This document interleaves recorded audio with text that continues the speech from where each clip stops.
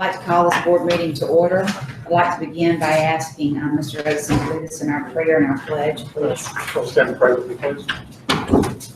Father, we just thank you, Lord, for your grace and mercy.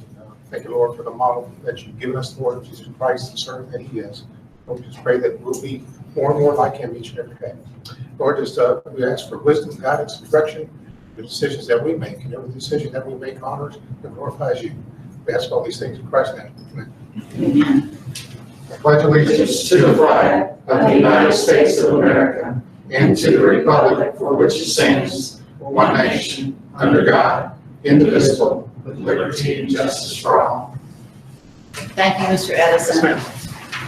Board members, did you get a chance to look at the agenda? Yes, for good cause, I'd like us to pull consent item A12. and put on the agenda.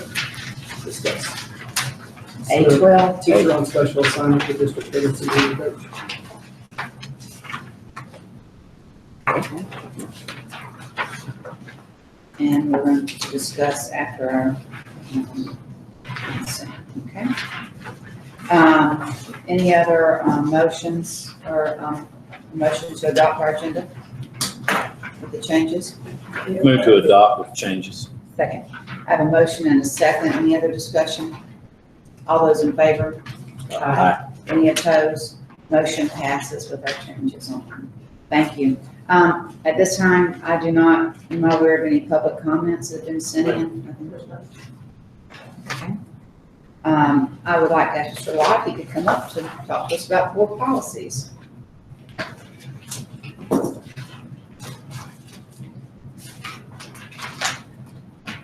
Good evening. Good evening. We have quite a few policies. Just to remind you, the process. We get these policies from our friends at DFEC. They, as part of the services they provide, they alert us when there's changes that need to be made in our current policies. We go through there and make sure that that is in case of facts. Sometimes when we're changing a policy anyway, we make a few other changes. So I'm going to go through all of these changes, but after this, we're going to ask you for permission to advertise, and eventually it'll come back to you for adoption. In the meantime, as you have a chance to review these in further detail, if you have questions, we can answer those questions, in the board meetings that happen prior to asking for adoption. So the first one was a 2.091 star, and it was called parent family involvement, and our district leaders said, well, that's really, the language has changed a little bit, so let's change it to parent and family engagement, which is more in line with the current legislation and title laws that are in place. And so you'll see that they basically have changed that throughout the document. And also one of the things that has changed in regard to some of our title requirements, and you'll see ESSA there is one of the new laws that's come into play here. It deals with our ELL students and those kids that have limited English proficiency, and also migratory children. So we've added some language to shore up some of the changes that have occurred since this policy was originally enacted in 2003. So it's been quite a while since it's been readdressed, and you can see that the laws, in particular ESSA, and I want to draw your attention to that because many of the other policies that you'll see that we're going to look at, in many cases, that's the only change. There's no child left behind is done away with and then is exited, and ESSA has basically taken its place. So any questions on that particular policy? So that pretty much, for the most part, falls under, it's not under Title I? Yes. And Ms. Bogannon. And Ms. Bogannon, she had input in this for ESOL. And also Ms. Clark had some input on this one as far as migratory children and their. So 4.141 is the wellness policy, and really the only thing that changed on this was the year, because this is one of those policies that we have to look at every year. it's an annual review for this policy. So we're just putting it before you for your review. We changed the year, but that's basically the only change there. There is another policy we have to look at every 3 years, and that's corporal punishment, but it won't come up for your review until next year. That'll be the third year in that cycle. 5.021 homeless students. And again, this falls under the realm of Ms. Laura Clark. And there's really no changes in the language. And there's a lot of these, so let me make sure before I say that. No changes really in the language, but again, no child left behind exited and ESSA took its place.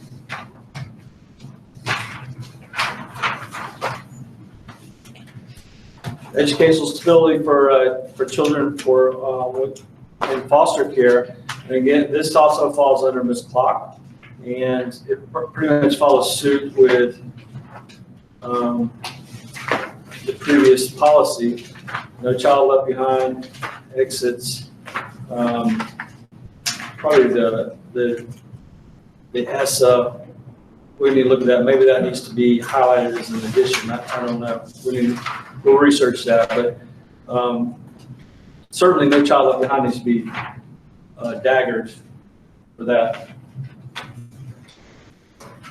5.21.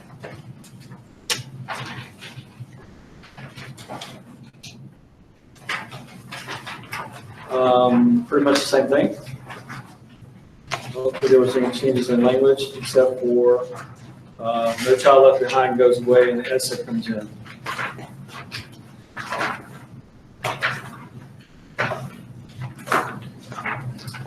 Educational records of pupils and adult students. This one went to Mr. Bennett, and he looked at the language here, added the language that you'll see on, I guess, the third page maybe, that's there in red.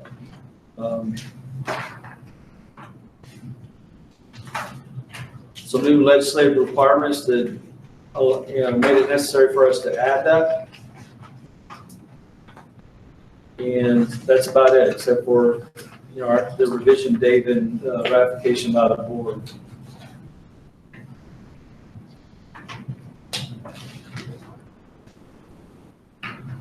Okay, bullying and harassment, 5.38. One of the really the recommendation for the change that came from EFAC really boiled down to just a few words. Number 10, it said public humiliation, and they basically said add or private humiliation. So public or private humiliation.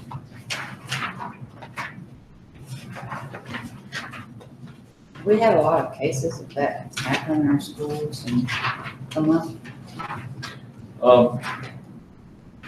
I think one of the things that we have a lot more of than we ever had are cyberbullying, which usually might fall into that category. So it kind of protects us, I think, in that regard. Social media and harassment and bullying and is something that's obviously more and more prevalent with our kids today. So I think if we can add language that strengthens that, so that we can prevent it, I think it's a good idea. But then they also, if you look further back in there, they've also daggered the no child left behind and added the ESSA for this one as well. What was the one that you said, the first one that you mentioned about the bullying? The bullying? Yes, sir. It's under B. Yeah. 10. It says public, and then we've added or private humiliation. Or private is the additional words.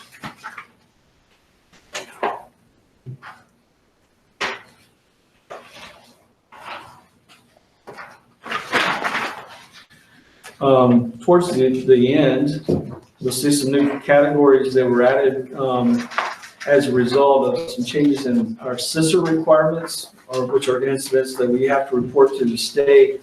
And so tobacco vandalism, weapons possession, and other major, which is a kind of a catch-all, although they do have some parameters where that might fall. All those were added for sister requirements. And then we had, the only other change I think is when we add the date for adoption. As you recall, the state subcommittee that monitors everything pays great attention to the sister reports. And that takes into consideration punishments too. Yes, sir, all of that goes into the system. Yes, sir.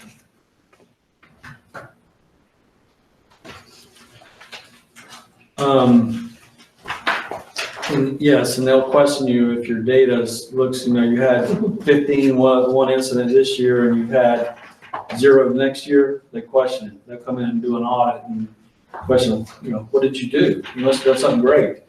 But really what they're saying is, well, maybe you didn't report Yeah, accurately. report, yeah. So you have to kind of read between the lines. 6.31, that policy is on teacher aides and volunteers, and Ms. Hires looked through this particular change. And again, no child left behind goes away. ESSA comes in. And that's reflected also some new legislation, laws that have actually come into effect. This policy was last revised in 2005, so there have been some changes there in the numbers. The last thing is the notice of non-discrimination. As you know, we are approaching a time where we have a lot of turnover in our district office. And one of those that is in drop and will leave soon is Mr. Weber. And so Ms. Hires has volunteered to take over that duty as far as being the point person for reporting any kind of discrimination or things that would fall into this category. It kind of falls in line with some of the things that she's already doing. We just changed that over to Ms. Hires and exited Mr. Weber. Is the Title IX stuff fall into that too? The equity stuff, well, in the past, Mr. Weber has done that along with Ms. Tyndall has helped him a lot with that. So it all falls in as far as sports and all that stuff falls into that category. Okay. We have to do plans if things are out of whack as far as gender equity and things like that. That's an annual thing. Right. And some schools are in a better position than others. So far, what we're doing is met Right. both the letter of law and honestly, I think we do a good job on that. That's one of the things. Ms. Hires won't be the equity coordinator, but she's certainly a part of that process. Okay. So that's a different, it has several different umbrellas that it does. Title IX is one of them, but it does a lot of different things. Employment data is one of them. And there's certainly different things, but this is more when you have complaints of discrimination. Okay. All right, so student code of conduct. I'm going to explain the process of this. One of the first things we do is we get input from our schools. Yes. Do we need to make a motion to advertise? We have to advertise these. Oh, yes, Okay, yes. it's so- there. I move we advertise as presented. Second. Okay, I have a motion and a second. Is there any other discussion? All those in favor? Aye. Any opposed? Motion passes to advertise the policies. Thank you. I know I have 3 of these in a row, so once I get on a roll, I'm done. All right, so the student code of conduct, what we do is we send this out to our district instructional team. We send it out, probably more importantly, to our people on the ground in our schools. They're the ones that have to, basically abide by the rules and conditions we set forth in this every day. Our deans and students are incredibly good at providing us information. And by and large, I think everything is working well. We have made a few changes. So if you look at the table of contents, as we look closer at page 54, This actually fell into the hands of Ms. Marcy Young and Dr. Hall for ESE. As we look closer at some of this language, it was brought to my attention that some of it was confusing. And so in our efforts to clarify the language, we found out that really what we need to do is to eliminate expulsion as far as the category that's found on 54, and it really should have been suspension. And as we get to that, you'll see why that was the case as we go through there. Some clarifying some grammar and some language there on page 8, eliminating which and adding that. There are a few examples of that. You had to add a space on page 10. It's more of a formatting issue there. And again, on page 13, we added a space just to clean up the formatting. On page 18 under dress code, one of the things that they brought our attention to is leggings. Leggings that are too tight shall not be permitted. So basically, we didn't have leggings in there. We had aerobic shorts. That's probably like 1980s language. But so I guess the modern equivalent is leggings. And so we've been, added the leggings to it.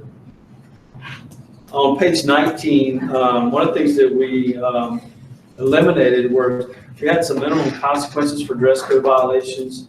And we feel like the school personnel, the principals and so forth felt like, the school can decide what the minimum consequences are. Each school does it a little different. And now that we have our extracurricular policy that's kind of a part of this as well, I mean, there's already some built-in accountability and punishment that goes along with violations such as dress code or any violation. So that they felt like that was enough to that they didn't need to, for example, it kind of depends on the degree of the violation, right? As to whether or not we give them a verbal warning on the first offense, or maybe it's something more severe.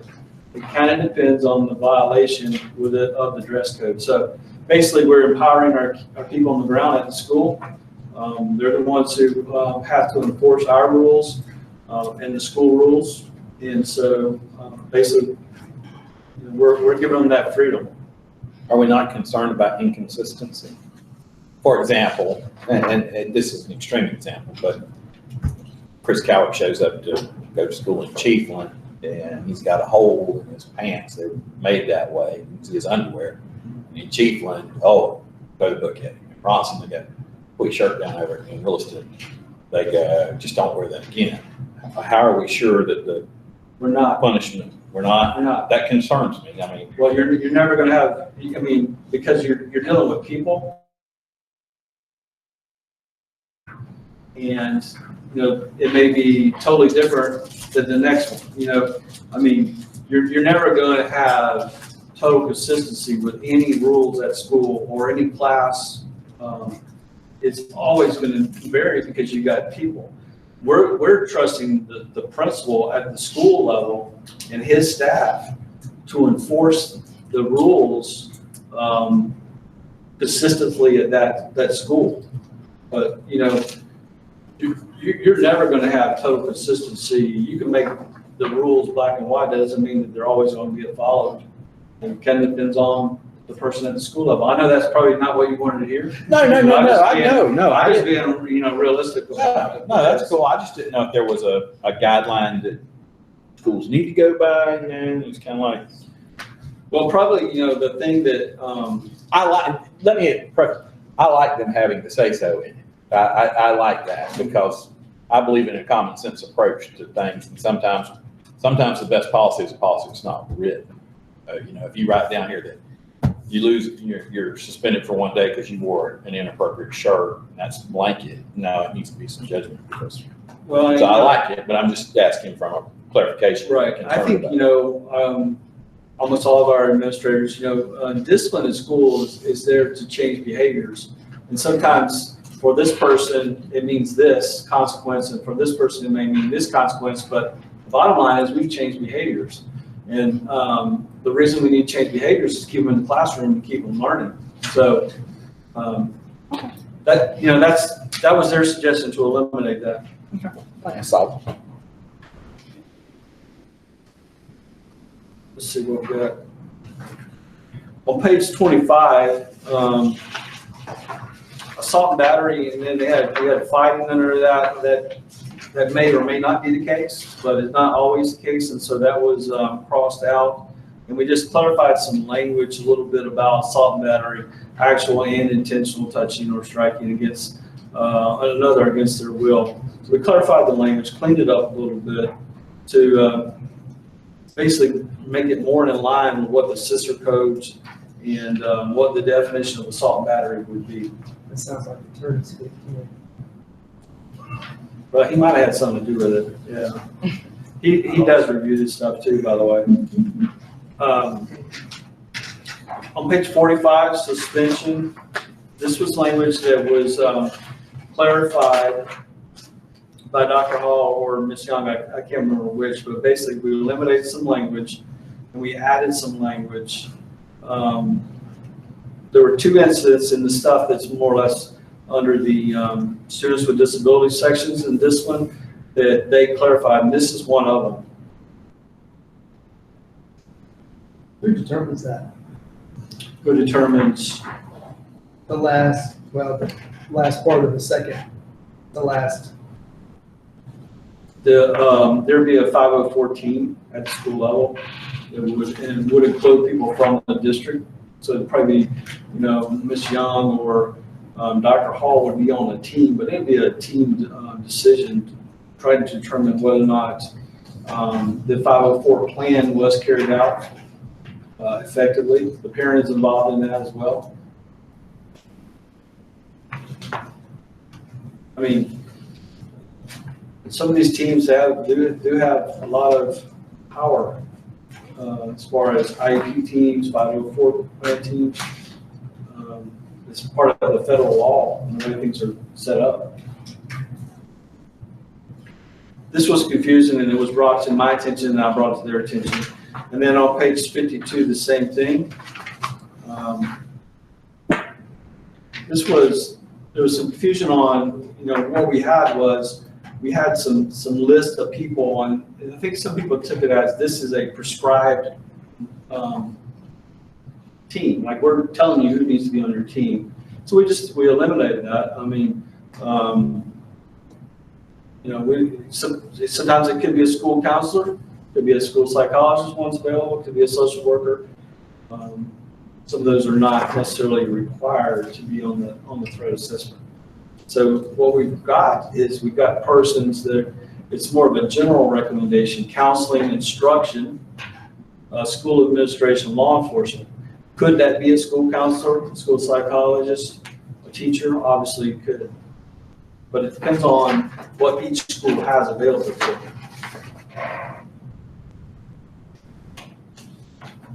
54 goes back to the change in the index, or the table of contents, I should say. 54, that language was eliminated because we've changed to eliminate expulsion. So now it's just suspension, due process procedures for suspension of disabled students. And so that first part of that language was no longer needed.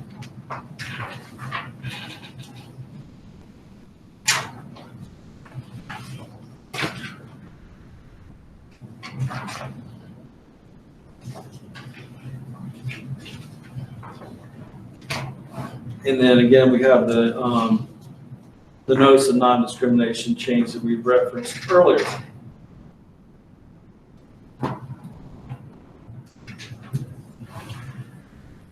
So are there any questions on the student code of conduct, student rights and responsibilities? Do I hear a motion to adopt our student code of conduct? Move approval. Second. I have a motion and a second. Is there any other discussion? All those in favor? Any opposed? Motion passes to approve our student code of conduct, with those changes. Thank you. That will help us because we have to print these things up and get them ready to hand out to students at the beginning of the school year. So, okay, moving on to the next thing I have. Next thing. All right. Dual enrollment. So dual enrollment, Central Florida dual enrollment articulation agreement. As some of you are aware, this has been a sort of bone of contention. Some of the things that we have been trying to get some concessions on. And I have to give credit to our superintendent, Mr. Edison, who multiple times have had calls with the Central Florida president. And we had an articulation agreement, and we expressed to them some of our desires to get some changes. They said, well, we'll talk about it and get back with you. Well, when it came back to us, it was like, sorry, it is what it is. And so I told Mr. Edison called the president, and they had a good conversation apparently, because the next day I get a call from Dr. Louder, and we got some changes that we wanted. So I don't know what he said, but he got a lot more action than I got, let's put it that way, because I was ready to scream. So you'll see that some of these changes, and again, these are negotiations. So some of these changes are things they wanted, and then there were some things that we wanted. And there were some things that we want still that we didn't get. And I'll go through some of that, and we'll chip away, and next year we'll ask for those. But we did get some major concessions. On page 3, that was one of their changes. I think it's more of a clarification. That's when what kids can take in the summer and how many classes that they can take. And as we go through this, you'll also notice there's 2 parts to this, and in fact, Ms. Jones is here because there's part of this that's the career pathway. So when we get to that part, she's here to offer that herself as a resource for that part. On page 4, there's some language that was changed about the EMT program through dual enrollment. And then on C was a major thing that we were after. Just so you know, basically the way the agreement read previously was a student must pass all 3 sections in order to be dual enrolled. When I say all 3 sections, there's typically it's PERT test is what we're referring to, but there are other ways to qualify for dual enrollment. But basically they had to qualify on reading, writing, and mathematics, and they had to qualify on all 3 sections before they could take any dual enrollment. So therefore, I might have passed the math section, but if I didn't pass the reading section, I can't take a dual enrollment math class. Okay? Well, I mean, I wasn't that good at math, but I'm an excellent reader and writer, and so I don't get that. I never got that, but that was the rule. Even though Santa Fe allowed us to do this. Santa Fe language was basically, you just have to qualify in the section that you want to take the class in. And so we went back and forth. I cut and paste the exact same language that came out of the Santa Fe language and said, this is what we would like. And then that's what Mr. Edison talked to him about. Well, when it came back, they had changed it a little bit, but the language we got was in fact what we wanted in the end. So now a kid, as you can read here, they can't take a class outside of their the stuff they're deficient on, but they can enroll classes that they qualify for. Basically, they use a different language, and they may take up to 12 college classes in that area. So now the way this reads is, if I qualify with a PERT score in say math, I can take up to 12 hours, college hours in that section. And there's some other classes that fall in that, like economics, and some other classes that if I pass the math portion, I can take these college classes. So, now at the end of that, they have to have passed the other sections they're deficient on in order to move forward. So they can take up to 12. Then at that time, they have to have passed all 3 sections.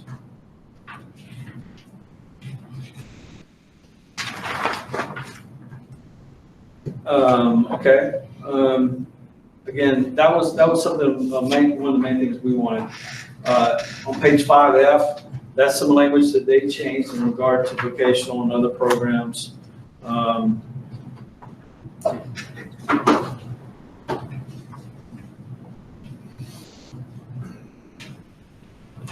Really no major changes there. On page 7, one of the, and there's really no overcoming this, but you know, our calendar sometimes doesn't align with their calendar. Basically what they're saying is their calendar is going to take precedent. And there's not a whole lot we could do in regard to that because they have contracts, labor contracts as well. For example, many times our students will have to go to school during our spring break. Like it'd be our spring break, but they still have classes. That's the same at Santa Fe or Central Florida.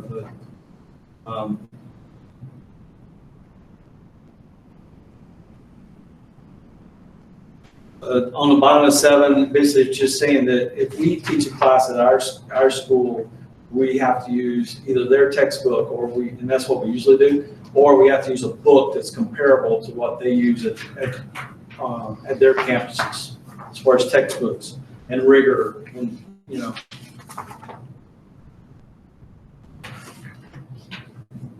A lot of this is just housekeeping as far as on page 8, as far as notifications that they have to give us of the approved instructors.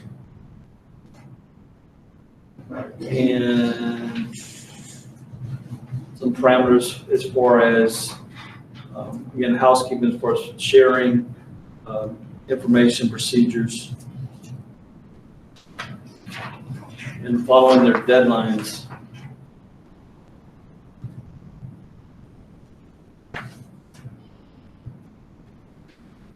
Page 9, one of the things that we've talked about every time, and Ms. Jones can probably add some more to this, but talking about school counselors and their reviewing the programs that the kids are in, because sometimes we find that the kids that really should be in an AS program or really they put them in an AA program. And so we just want to be clear that you know, we'll work with them, but we got to be sure that the CF advising services are there to help us make sure that these kids are in the program that will benefit them in the end. That's important because if they declare for the AA, then they're not eligible for the Full SEAL. Yeah. And that's been a problem, and we've had that. It's heartbreaking too. And Ms. Jones can tell you some stories about kids who have lost thousands of dollars because of that. So it's the Gold Seal is more attainable.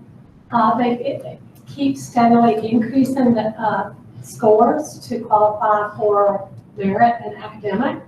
So a lot of our students would qualify for Gold Seal, but because they're doing dual enrollment at such a young age now, they've gone too far on the AA track to switch back, and therefore they're not getting that Gold Seal scholarship, which would be beneficial and very helpful.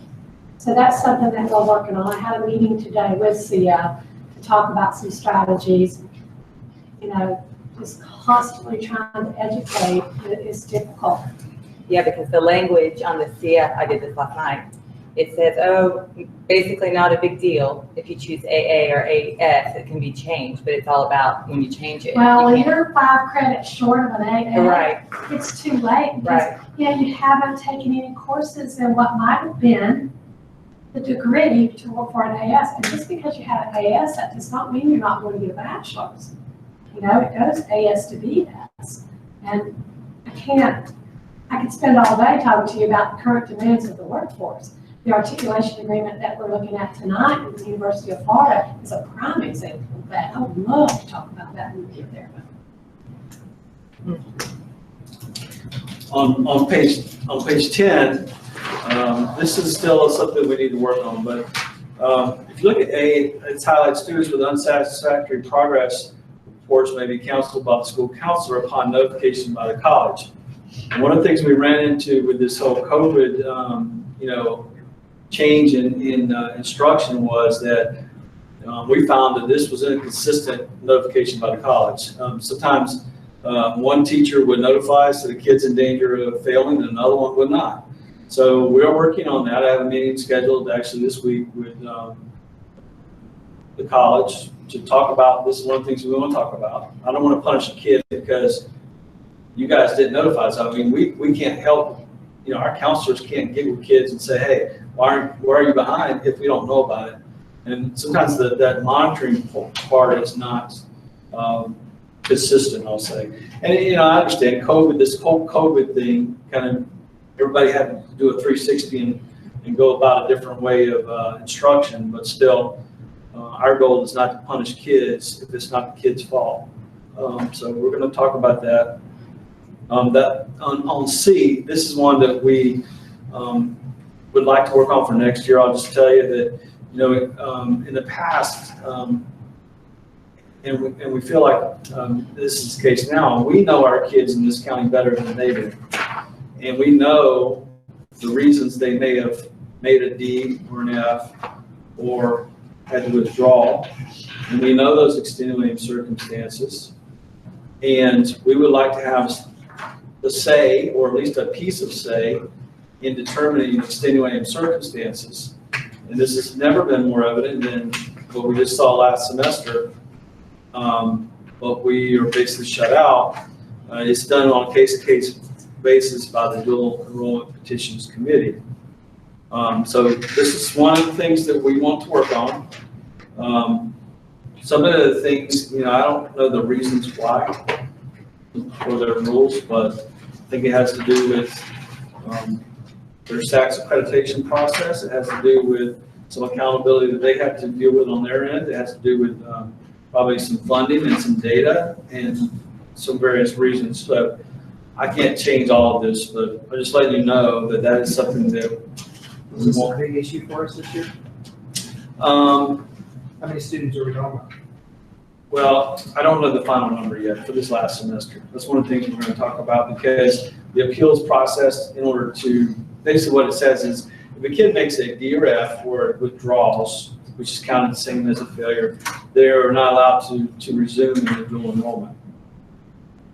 There's a reason for that. I mean, obviously, the data would show us that a kid who makes a D or F once in dual enrollment there's probably a 50-50 chance if they repeat the course, even the same course, they're probably going to make a D or F again.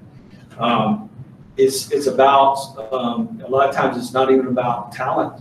It's about work ethic, and it's about support at home and those kind of things.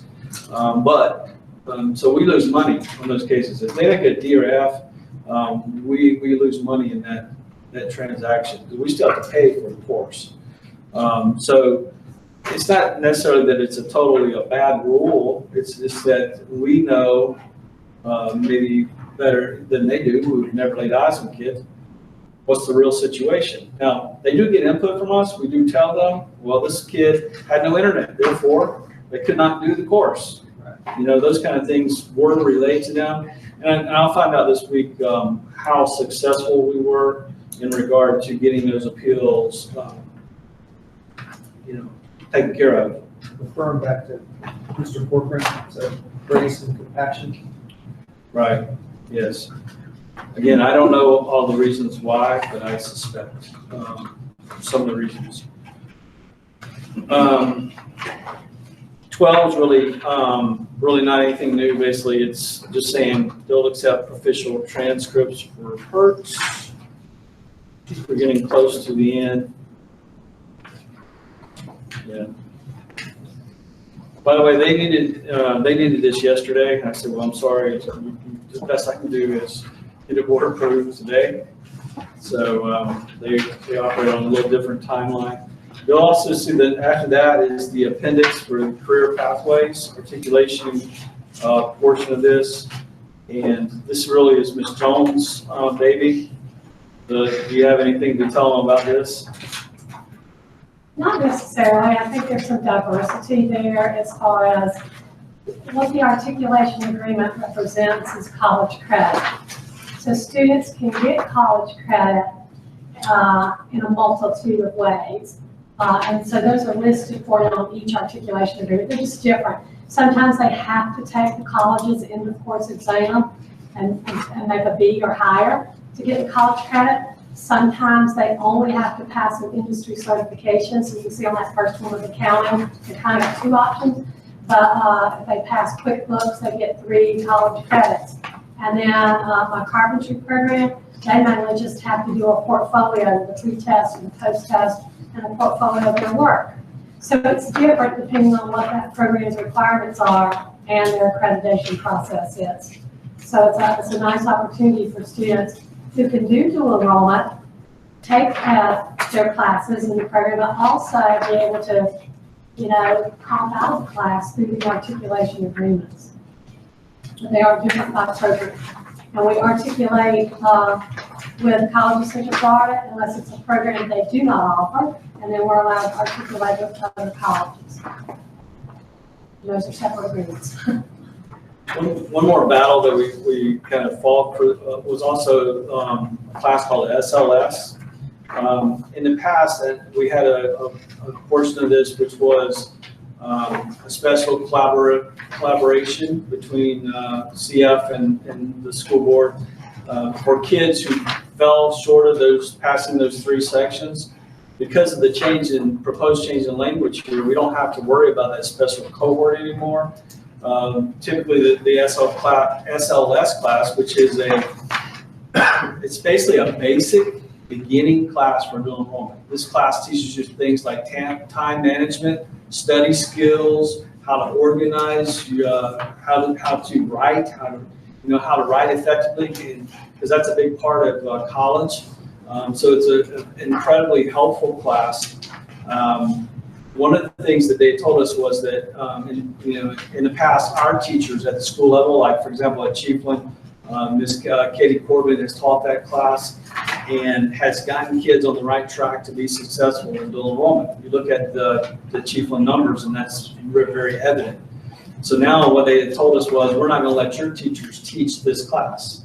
And so again, Mr. Edison went to bat. It's one of the things that he talked to the president about, and now we're going to be allowed to teach 1 section with our teachers. So even though it's not in this agreement, I wanted to bring that to your attention. And then again, this is not perfect. We have some room to make it better, but I was very pleased with the concessions that Central Florida did give us. This is the first year that our articulation agreement is different than Marion and Citrus, because that was one of their excuses before, was we can't change that because of the other 2 counties. This is the first time, according to Dr. Lauder, that our agreement differs from those other 2 counties. So to me, that's a major victory. Yeah, that's great about the SLS class. I've heard such good things about that class, and I think it's so important for our kids in Levy County, especially those that are going to a 4-year institution where they're overwhelmed. I heard it's such a great teaching, like an adjustment class for those kids. So that's great that we have that back. And and we have someone there who can push them. Because Right. that's one of the, they're not sometimes used to the rigor. They're not used to what it really takes. This is that introductory class that starts to get them Right. where they need to be. Great. So if there's no further questions, we would ask for approval of our articulation agreement with Central Florida. Is there a motion to approve? I move to approve. I have a motion and a second. Is there any other discussion? Appreciate all the effort that went into it. So I know probably a month ago when we sat here where we said, what happens if we just don't sign an agreement? So appreciate their concessions. The one thing, and I know the biggest difference I see is, and this is gonna come off negative to the CF people, but a week ago, I called Santa Fe, left a voicemail, and in 20 minutes, I had the Santa Fe Davis Center counselor, academic advisor on the phone. And that's not to say that, and this was me personally on a situation with Grace, and I think that's the thing that it seems like is missing a little bit of that advising piece for CF. I think that would be beneficial for them if they would realize that if they could foster and nurture our relationship with our students, that it would be beneficial to them. So Appreciate both of your efforts. By the way, I researched not signing the articulation agreement by statute. We cannot refuse to sign that, so It's in their favor. it's in their favor. We can still talk about it though. All the more reason to continue to lobby our people to be able to have school choice and do what's best for our students. So we'll finish that. All those in favor? Aye. Any opposed? Motion passes. Thank you. Item H, Mr. Eastman. Good evening, board members. Good evening. We have 2 awards to bid tonight, and the first one's going to be 20-01, various categories of furniture and equipment. We award this bid to any company that submits a bid with the bid documents. We had 3 companies do so. This is just to have on file throughout the year in case we actually need to use it. It's just to have undiscounted rates for us if we need any of these items from the manufacturer. We still have the ability to use state contracts too, but my recommendation is to award to the 3 companies that provide the bid. That's the Barfield Group, School Specialty, and Universal Seating.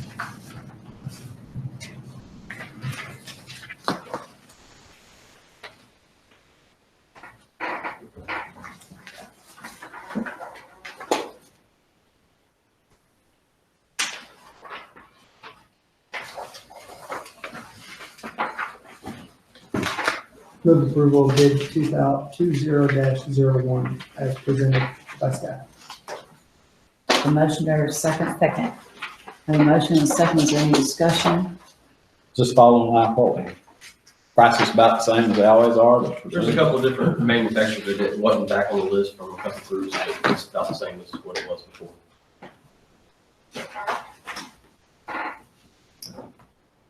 All those in favor? Aye. Any opposed?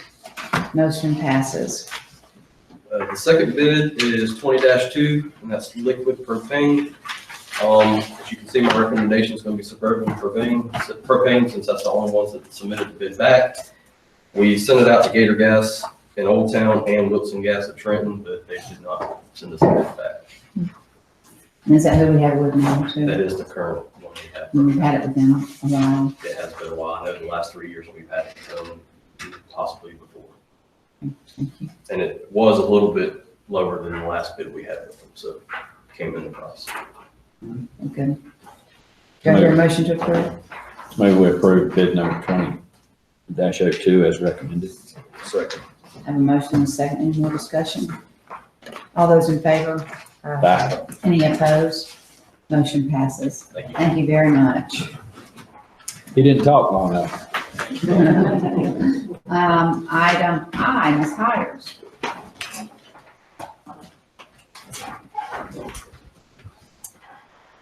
Good evening, board members. Mr. Edison, good evening. I am back once again, Good. and these items look very similar to a couple of months ago. This evening, I'm requested approval of the Autism Spectrum Disorders Add-on Endorsement Program for 2020-25 and an amendment to the 1920 Professional Learning Catalog from NEFACT. A new component has been added to our professional learning catalog called Exploring Structured Literacy. Amendments have also been made with component numbers, titles, and points for the autism spectrum disorders and the gifted add-on endorsement courses. I'm asking for your approval of these this evening, and I'll tell you one of the main things that happened is NEFACT had a plan for getting your endorsement in autism, and it required 240 face-to-face hours, and out of 17 districts, not one teacher was able to complete that. So Fiddlers picked that up, put that all online, so that now teachers have access to this online, and we think it will be very doable, and we're very excited about that. That's the main change. Do we see this, I mean, I know we've been struggling to get people to get their reading endorsement. So what are the actual realities that we're going to have people step up and want to do this? Well, I would say that depends Part on, of this whole plan here is it's a statutory requirement that we offer these programs and trainings and these ways for teachers to get their certifications and endorsements. Right. So this, part of the 600-page plan is a statutory requirement that we use in the contract NEFAC to help us do this. So, but is there any guarantee that anybody will do it? No. But there's a lot of things in the 600 pages that people are not going to do. Right. I will say this, I spent the day counting up numbers and trying to look through the crystal ball to see how many teachers we might need that will have to have the reading endorsement to teach 2 or 3 students next year. I've talked to most of the principals, thinking we need about 48 teachers, ballpark figure, right? But of that, we right now have, and I just took off people like Ms. Hires and myself, who are on that list of teachers with a reading endorsement. And there's about 125 teachers already with their reading endorsement. We do have a couple of schools where I am concerned. I have a school that the principal shared with me the spreadsheet. They've got 3 teachers that need 2 more courses to be endorsed, but right now they're sitting with a reading coach and a guidance counselor, the only 2 people with their reading endorsement on campus. So that one's, you know, and the principal has their reading endorsement on that campus. So, but there are work, I know that each principal has spent a lot of time meeting face-to-face with teachers to talk about it, and we are still offering courses. We stopped offering courses. I was trying to determine whether I have the money to offer a course this summer, at least in Competency 1, because that is the next thing that the state has asked me for today, is how many of our teachers have at least completed Competency 1. So NEFAC was able, Mandy was able to get a report from NEFAC today. I didn't count those numbers up because it was each competency, and I didn't get that till this afternoon, but you know, we're working on it. I think our teachers have probably one of the best opportunities. It costs them $60 to take a class, which is extremely affordable. If they did not do those classes with us, it's it's $280 a class. And our reading coaches are teaching those classes. I have one who's willing to teach that class this summer any way, shape, or form to get those teachers at least through Competency 1. So we're looking at it. We're looking at the budget and asking Jerry to squeeze me some money. But it is challenging. That, you know, right, it was a good time to take it, you know, during the COVID time. It was a good time. It's a good time in the summer, you know, and I think maybe most of them feel like summer this year is not as stressful because we don't have them in curriculum mapping and, you know, doing all those assignments. Move approval of the NEFAC add-on endorsement program. Second. I have a motion and a second. Any other discussion?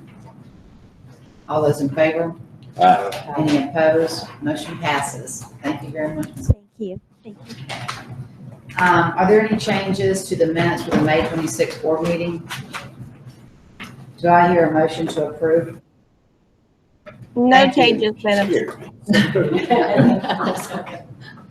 A motion and second. All those in favor? Aye. Any opposed? Motion passes for our May 26th minutes. Our consent agenda. I'll start with Mr. Etheridge. We have the one agenda item that we pulled. Right, we pulled that, and I'm going to, we're going to go over that Do it separate, last. have that Okay, next. gotcha. Okay. All right, Mr.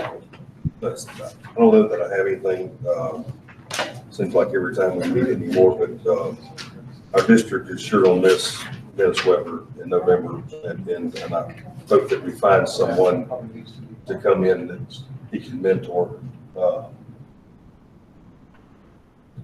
before he's gone. That's all I had on the agenda. Thank you. Thank you. Are there changes to our consent agenda that we need, we talk about? Madam. Yes, ma'am. I do have one change on the Williston Elementary School on the recommendation.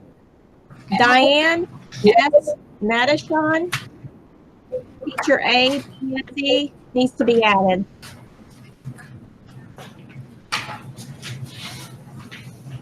I have added her to my final copy. Okay, thank you, very much, Angela. That's all we have to changes? Yes. Okay, thank you, Mr. Etheridge. Is there, Yes, ma'am. Thank you. does that make any difference for you? Okay. All right, Ms. Munson. Same, Mr. Weber, and best wishes to Mr. McCarthy. That's about it. Mr. Haswell? I'm gonna be like everybody else. And I've had this discussion with the superintendent. Everybody deserves to get to retire. Everybody deserves to get to move to whatever they want to. But I'm gonna miss Mr. Weber. I'm gonna miss Mr. McCarthy. I'm gonna miss Ms. Bogan. These folks are good, solid people. And you got good people that are working in a good organization. They're hard to replace. I'm gonna miss those folks, and I think they've all done a very good job. I wish Mr. McCarthy an enjoyable retirement, same with Mr. Weber, and the same with Ms. Bogan. I appreciate the service they put into our school system. Thank you very much. Mr. Coward? Echo those sentiments. So all of them have served us well. So, and also enjoy seeing A6. So Ms. Wiggins, a fine Bronson Eagle coming back to Bronson Elementary. So I know we value having our people in their home communities where they're vested and where they shop and where they do everything else. So nice for that. So, and just thank Mr. Weber. So he's served in various capacities and served this district well. Appreciate Mr. McCarthy and Ms. Boganum, Senora Boganum. Thank you very much. So, and adios. So good, happy retirement. So. Thank you. I think all my questions have been answered. I'm just happy to see all the names on the recommendations for our personnel and eager to get back to school. And I know they're all eager to get back to school. So I think that'll be wonderful. Do I hear a motion to adopt our agenda except the item A12? Second. A motion is second. Any other discussion? All those in favor? Any opposed? Motion passes. Okay, now we will pull item A12 and discuss that separately. I'll start with Mr. Coward. Mr. Edison, can you just talk about what, or maybe that's Ms. Jones, so I'm not sure. Let me just go back to your strategic plan. And it goes on, and this is actually, this is the one you sit on. And it's about increasing ELA performance of our students. And currently in the past, our ELA performance of our students has been in the low to mid 40%. And it goes also in the strategic plan, you have to increase enrollment in CTE, AP, and dual enrollment courses. Well, if you have this, the ELA is to me, is the foundational course. In the last 2 years, we contracted with Janet Bradley and Standard Proof and done walkthroughs, and that's not going to be the option next year because I think they're retired and going on. And so, but it's the foundation thing to everything else. What's happening is you have so many kids scoring a level 1, we're spending our resources now in intervention classes and other classes that bring in here your CTE, AP, and enrollment courses. So our thing is we want to increase the instructional capacity here in the district and support for our teachers. And it's all goes back to our reading endorsement programs and getting our folks trained up so that we can do a better job in the classroom and our students can do a better job in the classroom and therefore offer more opportunities to them. And this is, I want to say, one leg of Ms. Jones's job, and she can articulate to and Mr. Lott on the instructional team, and they can probably articulate the necessity of this more than anybody else. In your world, your world. My world. I love my world. I do. But I feel very strongly that reading deserves a full-time person. You know, so many things have changed, and I've been in this district for a long time. I've been in this position at the district office since 2005, 6. I got reading as a temporary assignment. It seems like forever ago, but I think it was about 8 years ago. And all of that has changed. All the accountability has changed. The career and technical education requirements are off the chain, guys. I wish I could trade places, and I'm not complaining that it's just too much. I think everybody feels that way.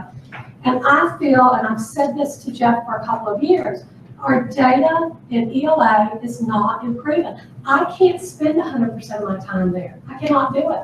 All of our new teachers come in and they need a lot of support.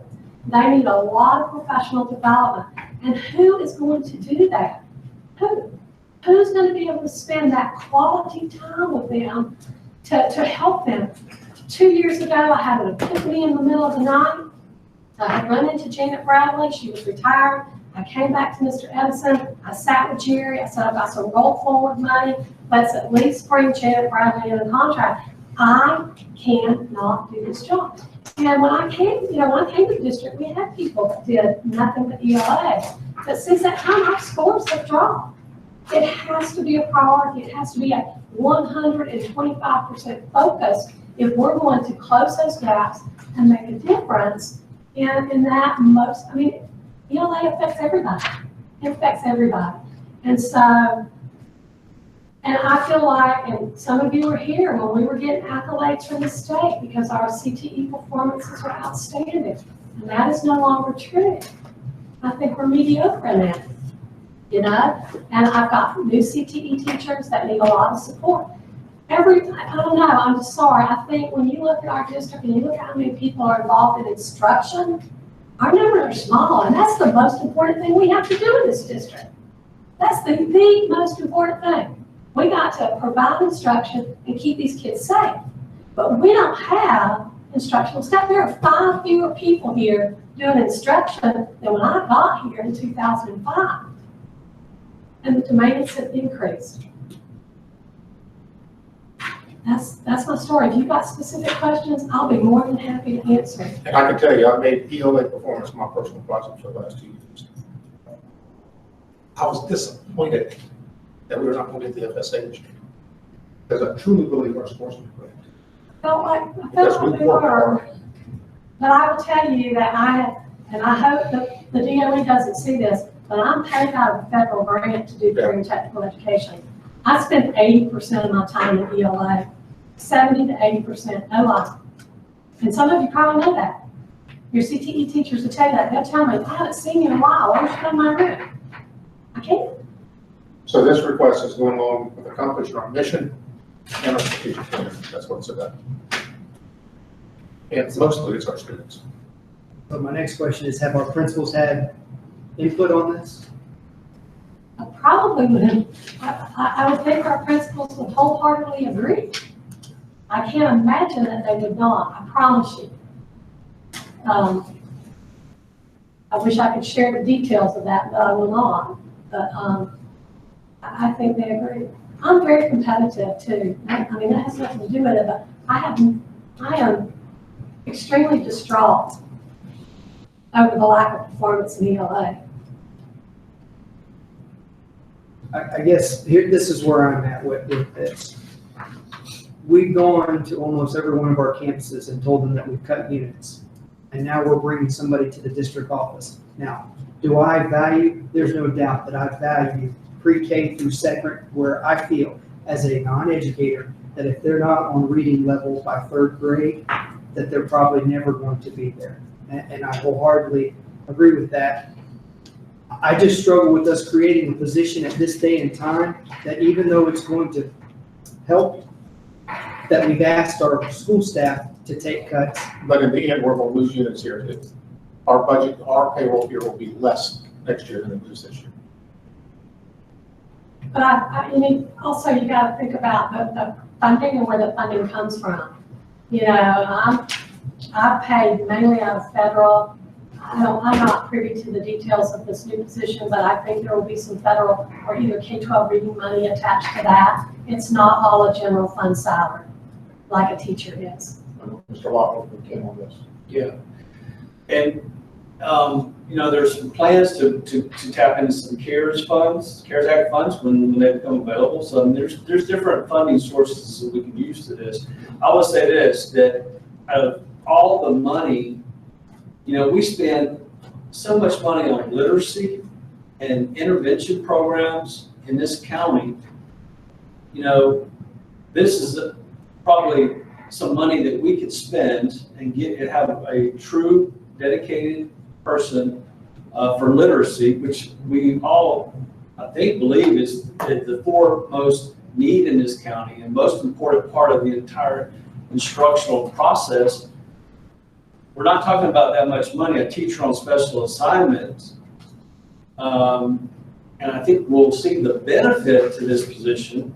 And also we might actually keep our CTE person as well. Because I'm gonna tell you right now, there's nobody that works harder than Ms. Jones at this office. And she's basically told you without telling you, if you read between the lines, she cannot continue to do what she's doing. With the load she has, with CTE, she's our point for social studies, and she's our point for literacy.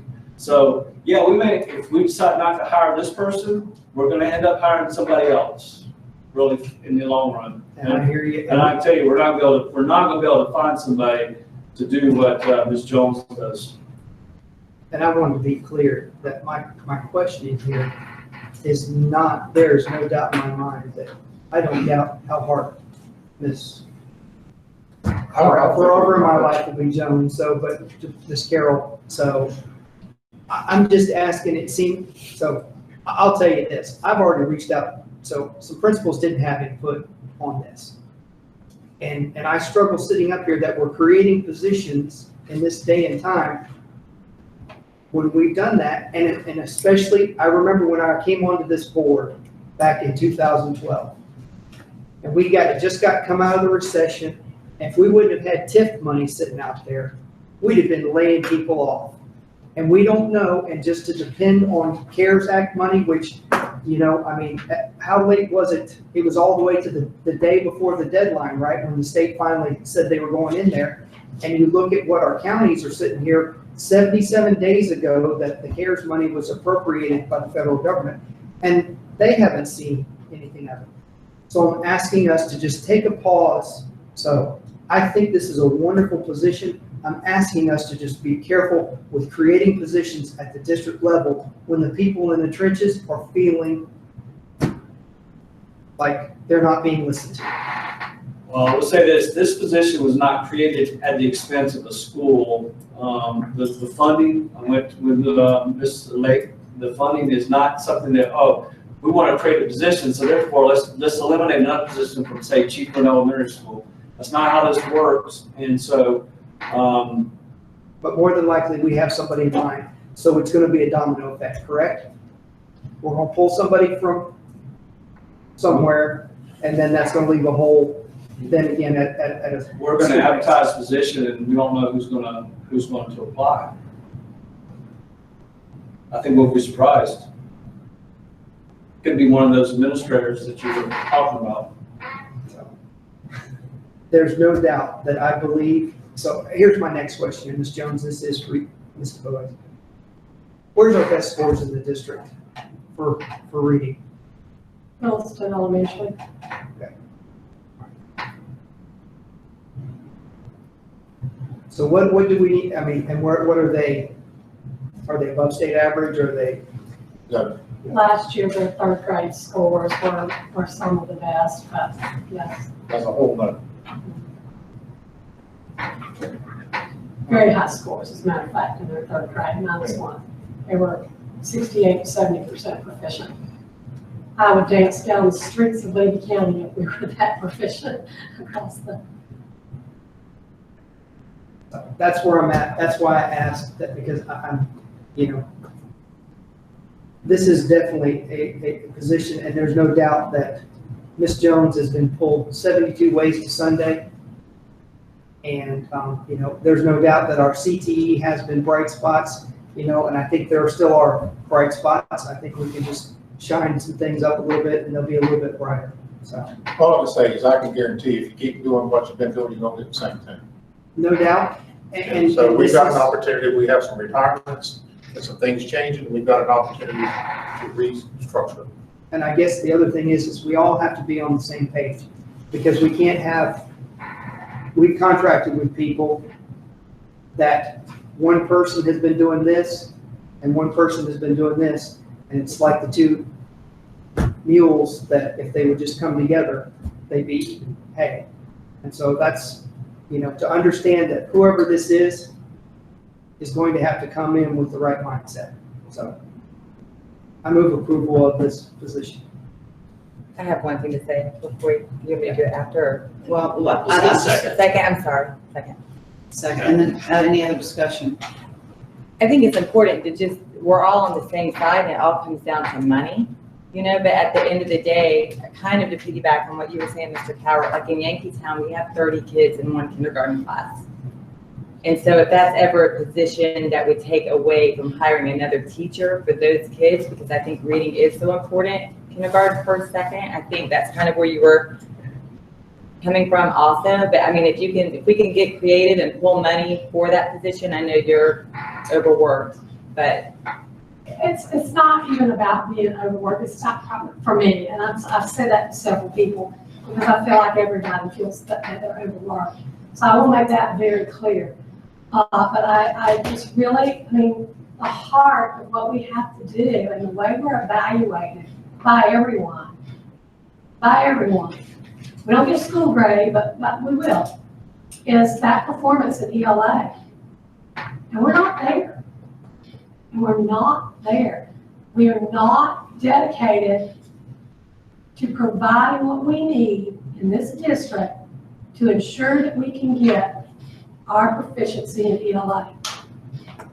And that affects everybody in every school in every way. I think about all the things we could do with our resources and with our staff if we didn't have as many students sitting in Tier 3. We cut our intervention classes in half. What could we offer our kids? What could we offer?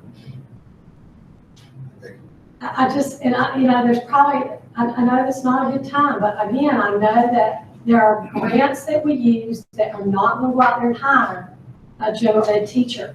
And so if we can take advantage of professional development dollars that are federal, if we can take advantage of the K-12 reading plan, which is state, and we can use some of those dollars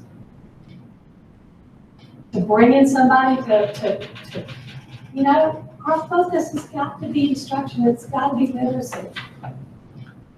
I agree. I think our focus should also be on class size too, and giving individual kids their needs and keeping it at the number where they need to be and getting creative in that department too. Well, we tried, and I think that they were very creative. I know that the reading coach took those students for half of the day to cut that. I know that Jody went in, their ESE teacher, and she took a chunk of students. So that was one of the ways that we tried. We reduced that class size, giving up a reading coach half a day to do that. But again, this is really new money. This is not money we have when we make the cuts. This is going to be paid out of the CARES Act, which has some strict parameters in regard to how we can use it. And we couldn't use it for just anything. So if it's CARES money, it'll sunset then. Correct. That's what I want to make sure, because this is one of those positions where I know we're going out for advertise, but you don't fill that position. You take a talent and put it in that position for what we need. Ms. Carroll, it's going to take a special talent to do what she's been doing to go further than we've already been. Right. And it's just not, I'm good with it when I heard sunset. I think all great businesses are built around a great person. And I think a position like this has to be built around a great person, not just somebody filling a seat. Right. And if it's sunset, I was sunset in 2 years, 2 months, and 21 days. If the good Lord's willing to let me go that long, or if I can tolerate it. So. But I think sunset may have been the wrong thing, but on these type things, if there's a date set where it's over with and you revisit it, we've accomplished our goals. It creates the conversation without the controversy. But going back, I think you've got to look farther than now. And one of the things that we have to build in this capacity is instructional leadership. And so this need will not sunset, but it probably will roll in another direction. As we build instructional capacity within the district, it'll probably be met in a different way. It probably will not be on the CTE coordinator I just want to make sure, and I think, you know, I have great confidence that we always have the talent in the position where it needs to be. And I know that ELA was probably a different acronym when I was in kindergarten than it is now. I mean, I'm just saying. Yes, sir. Since everybody else has talked, I know I ain't gonna sit quiet. I don't know much, and I readily admit I don't know a lot, but I know this. Can't keep working a prize mule to death. That's what we're doing right there. That ain't no mule, that's a championship horse right there. But we can't work her slam to death, and that's what we're doing right now. Let the record show, I didn't call you Bill. She knows I love her. Further. What is the saying? I call it stupidity. Stupidity is, well, insanity, but this would be stupidity. Keep doing the same thing, now on, expecting a different result. So there has to be some different thinking. That being said, I will also readily admit there is some caution going into this.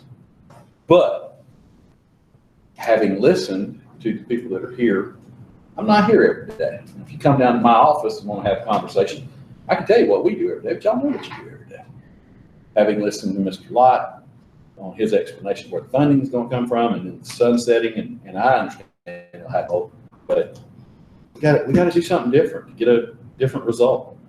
And I don't want a prize mule to break down. So I want to see if we're going to reach our optimum level that we can reach. We got to have that person with passion get a little break where she can work on that CTE a little harder. And we got to have a talented, passionate person with this ELA to get where we want to be. And this is how I think we can do it. That's what I think. Because, and I'll say this, I learned this from a fellow that knows more than me. Think about it, literacy is the cornerstone of all education. Correct. And I live at home with a kid who's literate, but with his dyslexia, Cameron Asbell, the student, had no problem with literacy. I never had a problem with school. Readily admit it. The only problem I had was a lazy streak because I could BS my way through it.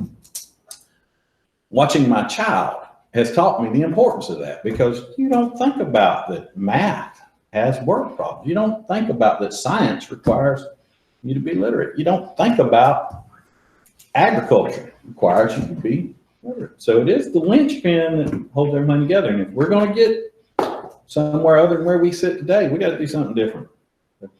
I've talked enough. Thank you for listening. And you know I don't think you're a mule. But you're a champion. We've had a great discussion and we do have a motion and a second on the floor. Is there any other comments? All those in favor? Aye. Any opposed? Motion passes on item A12, consent agenda. Mr. Edison, are there any comments? Yeah, I've got three. First off, I want to go back, and I forgot about this until we're talking about budget. To the NEFAC superintendents, we got an opportunity to meet with, personal meeting with Commissioner Portman. And I'm just going to share two things for you. I can tell you that his emphasis next year is going to be on closing the achievement gap. And they realize, just like we have, that the emphasis needs to be on K through 3.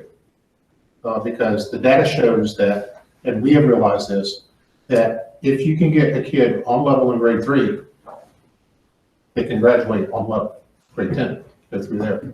But if they're a level 1 in grade 3, they're going to be a level 1 in grade 10. And so that's why I have to come in the board back when I'll make a recommendation to you about doing the whole ABPK. I think you'll see in a few years. I think that'll come down the pipe. So I just think that's going to be something that's, I know that's a conversation that's happening and will happen.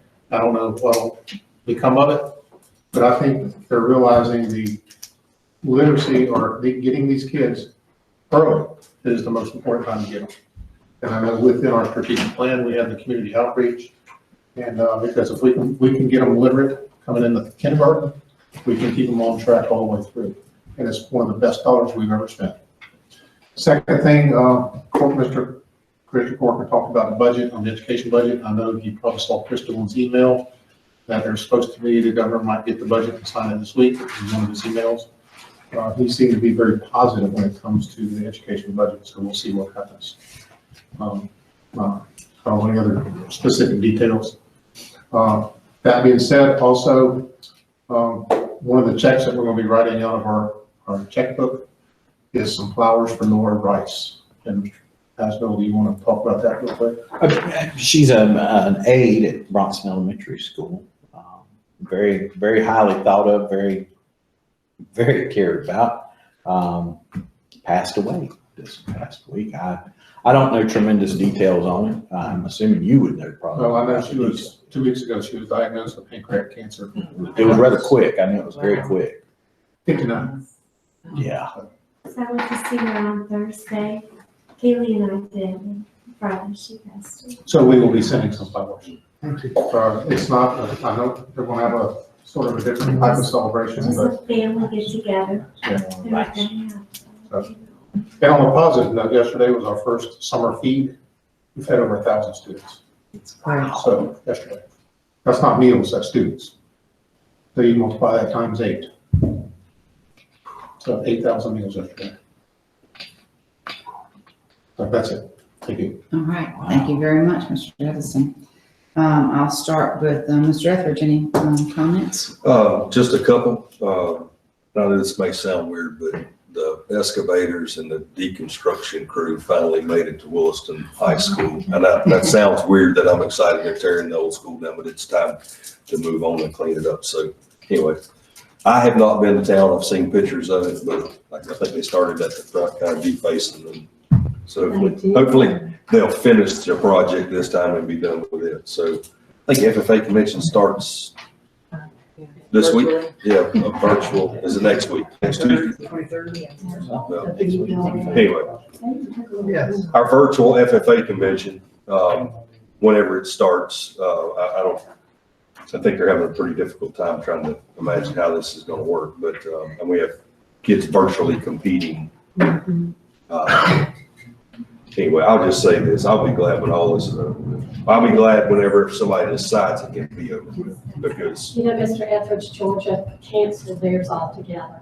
oh, kudos to Florida for trying to do what they're trying to do. I mean, you got seniors, I mean, you got kids been working with our SAE projects. I mean, it's sickening what's going on over the issue that we're dealing with. And hopefully our governor and other people who can, I understand I heard said about guidelines a while ago. I said it about 5 weeks ago, and I'll say it again today, is they can stop doing what they say we can't do and pushing for what we want to do within our district, is my opinion. I'll get off my soapbox before I get way up on it. That's it, Ms. Brookins. Yeah, Thank you. thank you very much. Cowboy Church. I was just gonna say they have a watch party. The watch party. Oh, yeah. Cowboy Church. Right. So we can't gather in Orlando, but we can gather at Cowboy Church in Williston. There you go. Yeah, I think the convention is a great thing for FFA, and to have to do it virtual is sad, because you don't get all the limelight, the lights, and it's expensive. Well, I struggled with whether to mention this or not during, just because it's such a hot topic.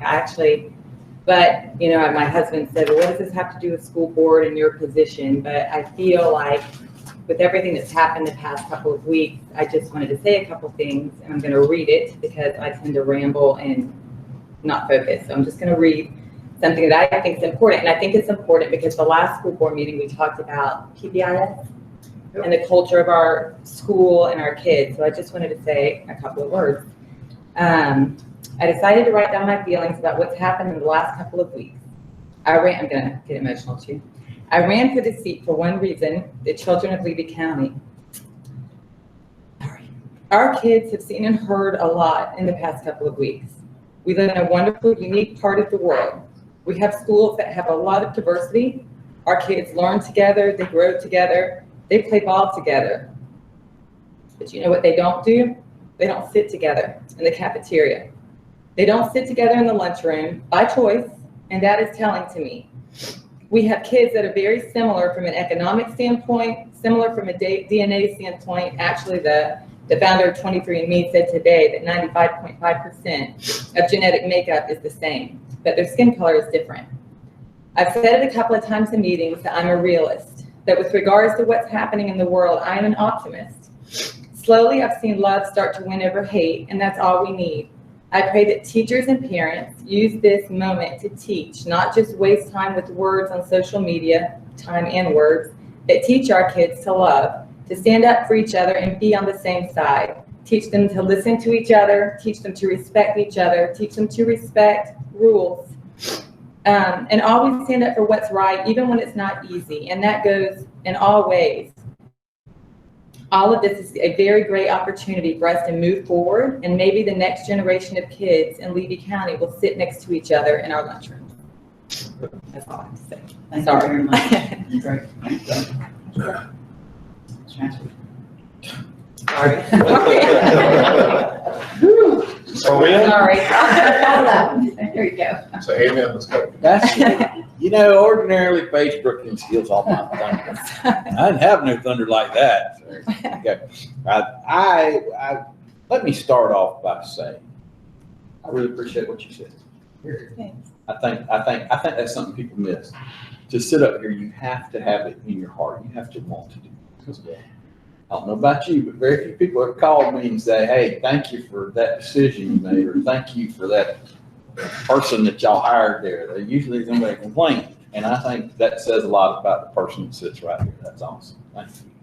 I would also like to say, we re-entered into a contract with this gentleman tonight. I want to prove that. And I've told him this, and I want it on public record. When we first hired David, he put me in a bad spot. We had the interview with the attorneys that day, and there were three. One is an extremely good friend of mine, one is married to my cousin, and one was David. And before his presentation that day, my mind was made up. I knew who I was picking. I'm going to stick to Levy County. This Gainesville boy don't need to be down here getting our money. And he came in, and I had no choice. I had to call my friend and my cousin-in-law and say, yeah, there was no contest. And I feel that same way today. There is no contest. We have a spine of an attorney for the school board in the whole state of Florida. And I appreciate his work. And I give him a hard time about his pricing, whatever, but you know what? You earn every penny of it. You do a great job for us, and I appreciate it. And I would also like to say I'm proud to see that Breezy stepped up and we got the deck coming in back over there. Do you want to talk about that? I saw him at lunch today. I told him I'd put him on the spot. You want to talk about that? One thing I gotta say is we fell a little bit behind on that project due to the graduations and trying to get everything, making that happen. That cost us a couple of weeks, but we're back on track now. I just thought you was gonna have all them ESC people just jump up in there, jump out. They some of them could, some of them couldn't. I could. I had to waller in. That's all I have. Thank you. Thank you, Mr. Roberts. Just to echo tonight, so I think the biggest thing as we've seen, so piggybacking off Ms. Lindsay, treating each other with respect and understanding and kindness and love will go a long way. And we often talk about people that go above and beyond and do things. And I think for the most part, 99.9% of our staffs do things. Things like when you watch at Bronson as Rebecca Hood and Casey O'Malley helped tote a youngster who's in a wheelchair bound and cannot move themselves across the stage. Things like when the maintenance comes together to provide that ramp or provide the need there. So we have a graduation service. So, and God gave us 2 ears to do twice as much listening as we do talking. I sit here and talk. And if we would do that, a lot more things would get worked out, and there'd be a lot more understanding and respect given to one another. We still have one more graduation to go, and it's coming up. And obviously, I'm thoroughly excited and anxiously awaiting and ready for that. So, and I know there's a lot that gets done behind the scenes, both at the school level and here at the district level. And I agree with Mr. Etheridge that we need to decide what's right for Levy County and push forward with our plan of opening schools. What was the response for our survey? I was gonna share that with you at the next meeting, Next meeting, okay. but I can just tell you 17% of the kids said they want to choose virtual. 17%. 17? Yes, Gotcha. Okay. that's a big number. It is. So, and I'll be curious to know as the time gets closer to that, it's coming out of it's a little bit fresh, so maybe we can fine tune and have another survey to see why. And what's interesting is there's not a particular grade level that sticks out. There's one that's small, and I don't know which one that is. It's probably going to be your seniors. But the pies are almost consistent from K on. One thing, when we send out the next survey, if we do that, I would encourage us to look and ask them what kind of internet service they have to see. It may sound great that 17% want to do that, but if they live in Rosewood and they don't have access, or they live down Butler Road in Inglis area, or wherever it may be, we can all want some things, but if we don't have access to it, and I know that we're still trying to push for that, so that kind of, was there any conversation with that with Commissioner Corcoran about, if push comes to shove? I can tell you, and I hope I don't breach any confidentiality with what I'm fixing to say, but out of his mouth, talked about how far superior, and every one of you will agree with this because I've heard it from every one of you, how far superior the education, the face-to-face education with a classroom teacher is over virtual education. And that's it, especially with our little fellows. Those words came out of his mouth? Yes, sir. Okay. Yes, sir. And so we wholeheartedly support and enforce that. Some kids it will work for them, but it is the vast majority of kids that will be successful virtually. We've known that for years, you've known that for years, but the interaction between a teacher and a kid, a quality teacher, quality interaction, nothing can replace that. Nothing can replace it. So that's just a little, my 2 cents worth on refining when we go back, if we do that, and especially because that number seems a little bit high. It is. So, but I think- Because we do know that virtual experience that they've had ain't a real virtual experience. Right, and there won't be any great forgiveness and Correct. won't be any safety net to kind of keep us through there, so just with that, so. And so I once again, I just encourage us to, we maybe have a workshop on, talking about what we've envisioned Levy County and opening schools so we can be a part of that process to help facilitate. We can do that. We're meeting with our principals this week to get their input.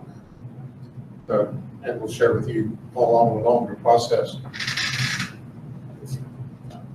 And just, as always, just anxiously awaiting. Because eventually it's going to be a plan that you have to approve. Right. But anxiously awaiting the budget and how that's going to shake out. So any more conversation? So the commissioner thinks that education will go untouched? Well, I would just say that he was very positive in the conversation about the education budget. So I'm not saying anything because I don't know. I can just tell you he's very positive when it came to talking about education. And we'll have our first budget meeting next board meeting, exactly, correct? With Ms. Lake. I think so. Thank you. If we get a signed budget. Correct. Thank you, Ms. Lake. Got that good Sandy. Right. Thank you very much. That is great news that everything's positive on education, the report that you got back. And so it could be possibly this week that we would hear on that budget. According to Chris Doolin. But if we don't, it has to be by the 29th, is that It's correct? got to be this month. If he doesn't act, then it goes into effect as presented. Okay, all right. So that's happy, wonderful news, and we'd all love that. anyway.